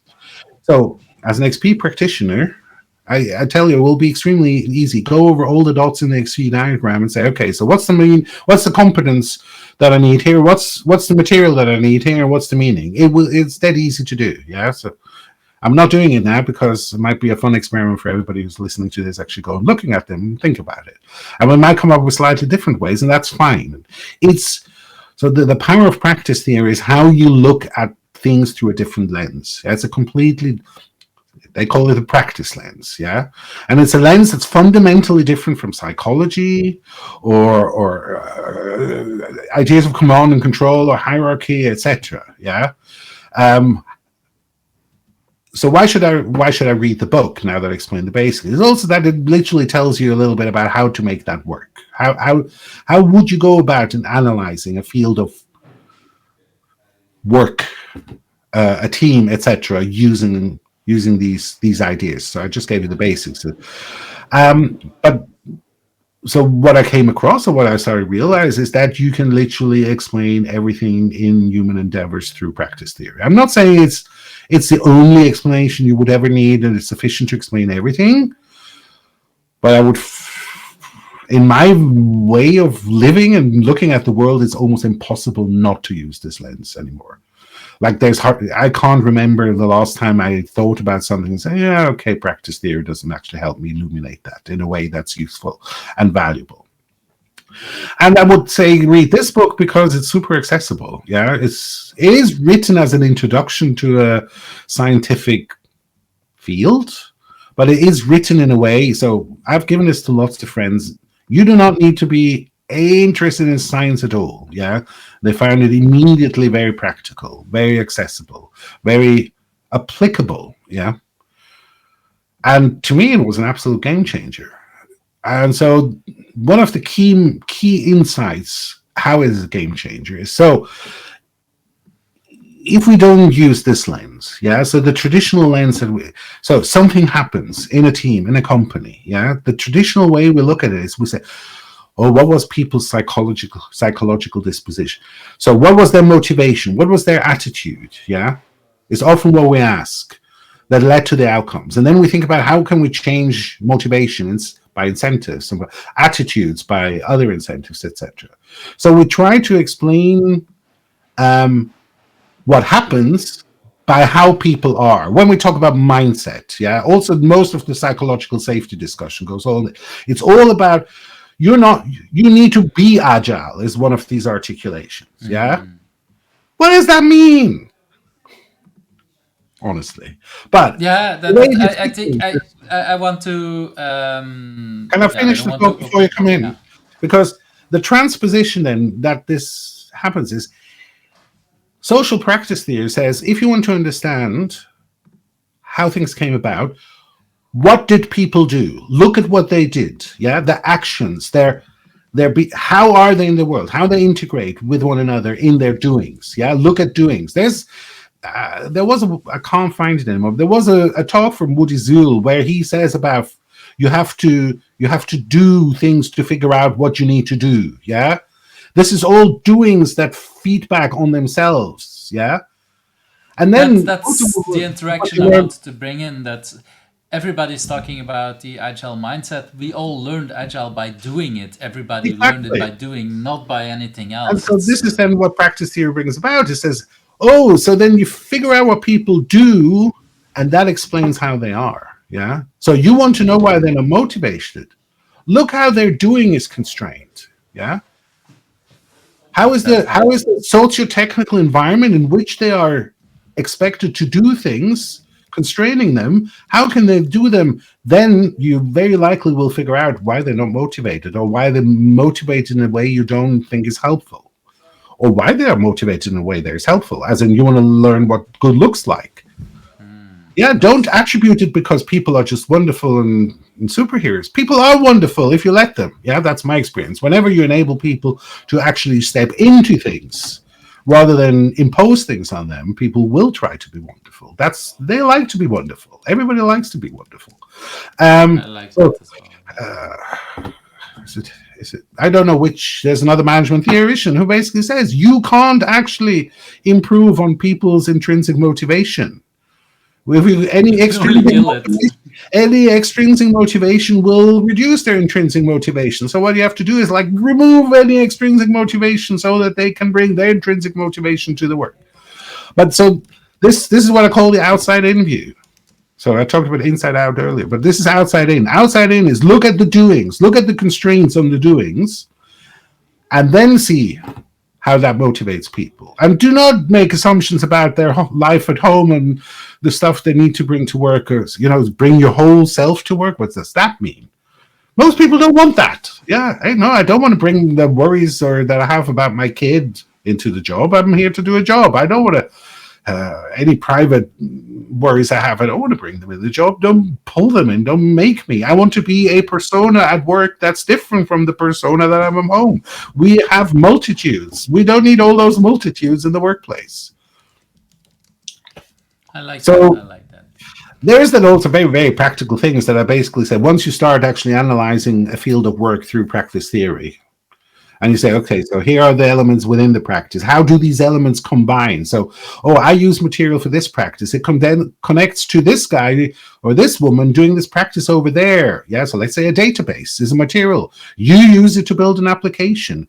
An operator has to use the database to operate it, keep it up, etc. How do they connect? How does my practice... So you see there's a material connection. Then you start to think, okay, how does my way of using the database integrates or not integrates with the person who has to operate the database? There's an articulation of DevOps in social practice theory.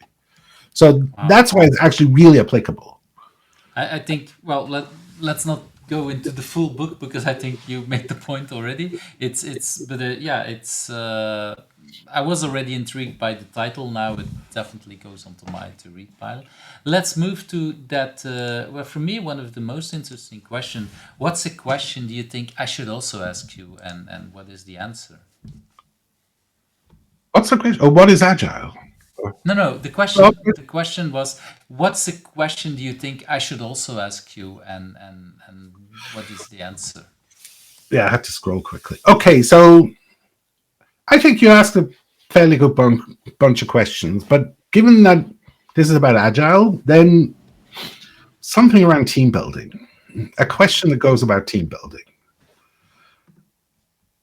And the answer for me would be read Hackman. Okay, that's a bit too brief. So first of all, why do I think there should be? What did I learn about team building? Yeah, or could be the question. Is because there is no agile self. Yeah, agile is about integrating a group of people delivering a technical product. So it is teamwork. I mean, software has to be teamwork. So team building is very important. And while I just gave you a bunch of reasons why you don't need to think too much about team building, because just go and start. I mean, often I would say if you come to a team and they're not yet really working in an agile way, and it's your job to help them become more agile, start understanding how they work. Yeah, so I would say use practice theory as your tool of analysis to actually map how the work is currently working, how the work is happening right now.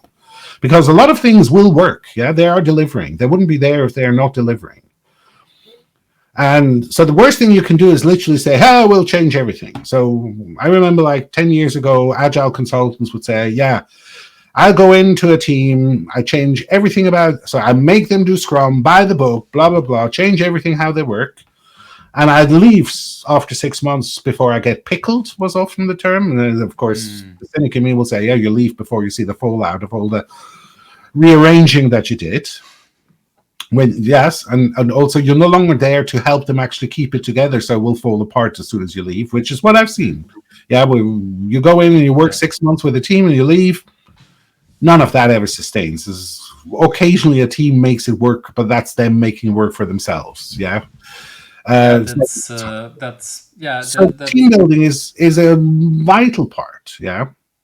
And then, so why should you read Hackman? So he was a social scientist, singularly focused on understanding how you make teams effective. And as a researcher, so he worked in the American intelligence community. He had access to So he has experience, scientifically documented experience of over 1,000 teams that he worked with, that he saw. He was actively recruited to help in certain of these intelligence communities make teams better. So he had the chance to experiment and try things. And so what he came up with were 3 principles. Like, there's 3 things that are most important. 2 of them actually radically important, and one of them is actually less important. So let me quickly go over it. The 2 most important things about the success of a team is the initial setup, by which he means, are you bringing people together who have the complementary competences, knowledge, practices for what the team is supposed to do? So if you use practice theory, it's a very easy way for you to analyze and actually verify, am I bringing actually the right people together? But also, are they embedded in the organization in the right way? So if you think about a team as a cell, and it has a boundary, a cell wall, how is it interacting with the rest of the organization? Are these the right interaction? And again, if you understand outcome-based management, so you are managing for outcomes, that should be also relatively easy, because these outcomes should inform go look for feedback loops. What kind of feedback loops does the team need with the organization, from the organization to the team, but also from the team to the organization, so that the team can be effective. So that's what he calls setup. So is the team set up the right way? Means right composition, but also right embedding in the organization. And the second most important thing is launch. And it's basically, you have to actually think you are launching a team. Don't just throw them into the work day one. Now here's the job, start doing it. Think about how they, archaically, we think about storming, norming, blah, blah, blah, performing. Has all been invalidated. If you go read the social science, these stages exist, but they don't happen in the sequence, this says, and they're not always happening linearly, as in they can happen overlappingly and in different orders and come back again. But what he means with launching is give them a time to figure out how they want to work together. So social practice here, again, super useful, because you can make practice maps. You can draw, here's this practice. The XP diagram is a practice map. It's a map how you can see how these practice. Why did it was so useful? Oh, because we talked about how we're working together. Oh, we're doing this integrates with that, blah, blah, blah. It helped us talk about these things. We shared mental models about how the work works. So launch is all about this. Make this conscious and let the team figure out how to work. And then the third point, and he says this only attributes about 10% of a team's success, is coaching. Bring ideas to the team that the team itself doesn't have, how it can improve, how it can make use of organizational resources, opportunities, etc. It's only, agile coaches have only a 10% chance of making a difference. And if setup is wrong and launch is wrong, you can forget it. And this will explain why we had lots of experience where we knew intuitively, you're sending me to a team in a way of helping them, which I won't help them. We didn't have ways of articulating that. Well, Hackman gives you a way of articulating that if you ever asked to do this. And I have used it. I went to a boss in an organization and said, go help them. And I came back after 2 weeks observation with them and say, I can't help them because not the right composition, not the right embedding, and they never figured out on their own how they want to work together. And you don't let them. You're given the space and time to do that. This is for me some of the things that indeed I am trying to bring with teams. Also, like say, okay, we need to have some of that. That's things. Okay, I want to move to that next question already, which is the last one. Who do you think I should ask next? Okay, I know you had Chris Matz. So I also, you told me other people already told you Jay Bloom. So I gave you 2 other names. So I maybe just want to talk about these guys quickly. So one is Marcus Andrzejczak. A part of, yes, that's him. So he's German, but you will find he's doing now a lot of stuff in strategy, which I find very interesting. I don't think strategy. So one of the things, not a lot of us actually are allowed to go do strategy. Often strategy is given. So I have lots of thoughts about strategy, but if you need a primer, if you need, hey, actually, I've never thought about strategy. His stuff is good. It's a good entry point. But where he was really compelling to me is product. And he's not known, or he's not, I think he's known in Germany by some people as a product guru, and he had a company or has a company that initially was about product, but he's not one of the big names, yeah. But one of the things what I like about Marcus is, so first of all, the way he talks about product, I would say, it's a social awareness that a lot of the product gurus lack. So if you look at Marty Kagan, I think there's zero social awareness. It's all very mechanical, etc. Don't get me wrong, Marty Kagan is very important. If you're a product person, you have to read Marty Kagan. But you also have to read Marty Kagan knowing that he did a little sliver of product, which is like digital way of fronting customers, etc. None of his stuff applies if you, let's say, work in a technical function within a multi-tiered, multinational global company, Currently, I work in a bank in market risk. And our head of the business side has read Kagan. Some of it is really helpful in how we could improve, but some of it is not, because it just doesn't apply there.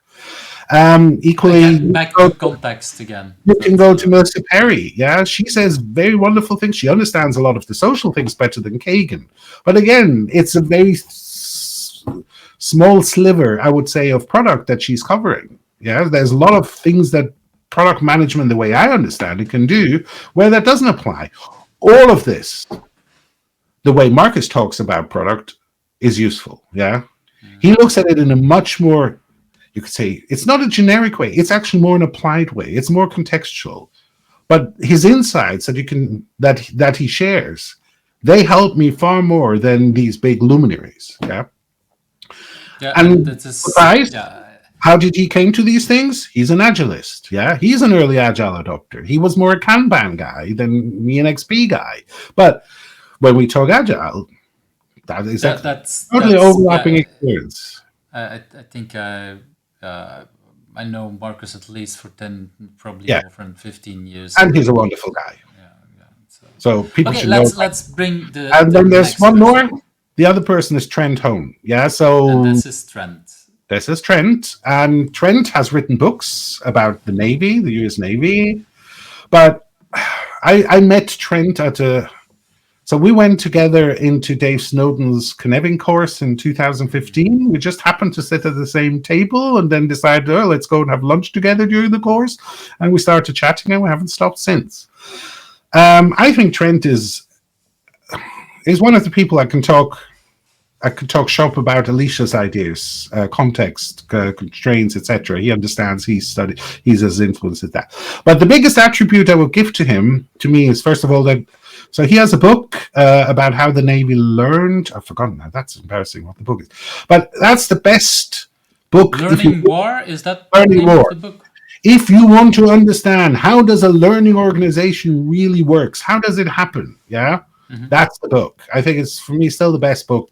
In terms of making it, how do I use this stuff? Not just, what's this, Simon, blah, blah, blah, whoever did the fifth discipline, blah, blah. It's all very abstract, He explains what happened inside the Navy, how they learned, blah, blah, blah.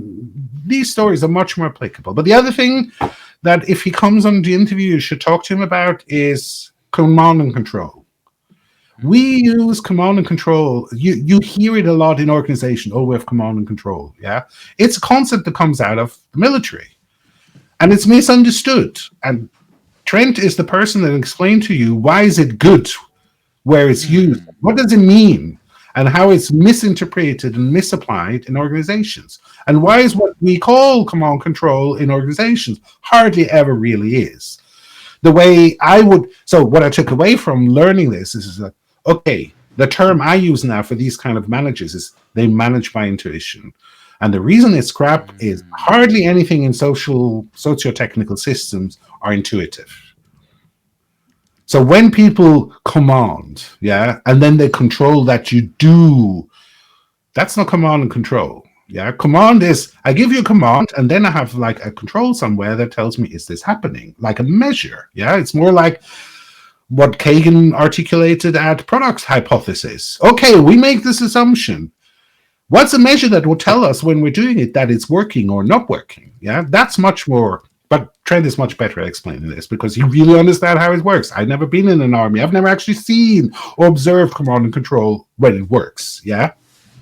But I really like that. It's like I did. Now I'm talking 20 years ago. I created what we called then leadership game with my father. And one of the things, so we asked people to basically lead teams in three ways. The first one is so-called command and control. The second one is no leaders at all, so basically chaos. And the other one was more coaching. And what I've learned in that phase is that actually command and control, like nobody can do it. First of all, everybody thinks we hate it, but in reality, when you do it and apply it in a real way, a lot of people like to be told what to do because it's very clear. But people are even able, like you say, it's really, yeah, we're not controlling, we're not verifying if things got built the way we say it. It's because it's knowledge work. So exactly. The concept that people have in their head is often, how Ford built cars. That's the concept that knowledge work is nothing like that. Yeah, true. On top It's of not linear, yeah, and it's also not. It's not that perfectly describable. I like that. Mark, it's been wonderful talking to you. I see us going back and forth. I have the feeling we can talk for another 4 hours, which You don't have. I don't have. which both of us we don't have. I really want to thank you for your time because it's been a wonderful moment. If people want to reach out to you, what's a good way to connect with you or to contact you? Okay, so they can find me on Blue Sky under Some Sheep. I think They this used to should find- be the Yeah, this should be the perfect. Blue Sky link. And if they want, then I'll tell them the story why Some Sheep. But some of it has to do that I live in sheep country. I told them go out the back of my gate and I'm in sheep country. So that's or LinkedIn. They can find me on LinkedIn. And this is They can no longer find me why- on Twitter because I'm no longer go to the fascist bar. I think many of us we don't no longer want to go there. So these are the two links where people can find Yeah, you, that's and I'll add them to the show notes as well. Thank you. Really thankful. I'm really happy that I spent my Saturday morning with you. So It was my pleasure. thank you for this time. Honored to be asked. Thank you. See ya. Thank See you you. for watching Who's Agile, where the stories of agilists come to life. I hope you liked today's interview. Subscribe if you're not subscribed and want to get to know other agilists.